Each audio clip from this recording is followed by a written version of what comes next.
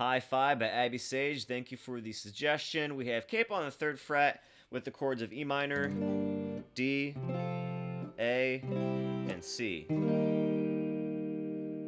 We have some notes we can hear, and we can grab this pretty easily if we make our E minor shape, because one of the notes you're going to be hearing is going to be on this 4th string here, ready fretted down relative to the capo of the 2nd fret with that E minor shape. And then you can extend your pinky not too far of the fret number, the real fret number of 7, but only 4 relative to the capo on the 3rd string, because you hear that other note there.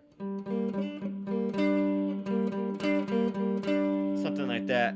In the beginning, at the very least, I'm not playing 6th string down for this E minor. I'm really targeting those 2 strings for those notes, and sometimes the 5th string because I think it's going to sound okay.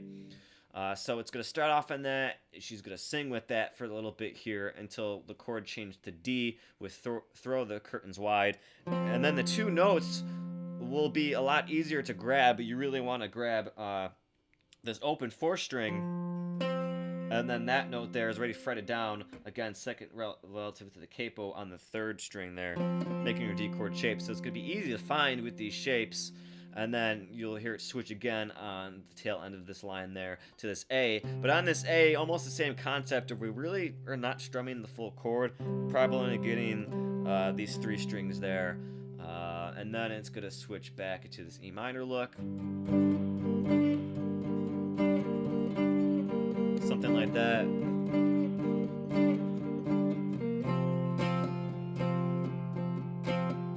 And then the A. And then the chorus is going to be that C, D, A. And then 2nd time C, D minor. And then again back to that C, D, A. And then back again, E minor. The verse 2 is going to be all on this E minor, but it's creative enough to see what I'm doing at least with the bass walk that you're hearing. So on this E, now when I said you want to avoid the 6th string, you almost want to attack it in the 2nd verse because you hear this bass walk. I'm putting my ring finger here, 3rd fret relative to the capo on the 6th string there, and then removing my index finger from the 5th string of the 2nd fret relative to the capo to the 6th string. So something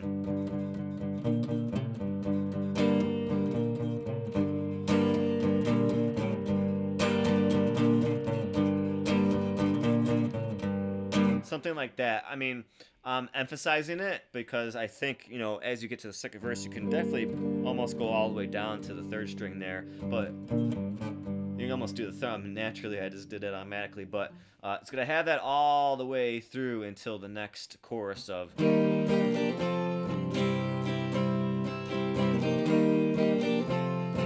same thing in chorus 1.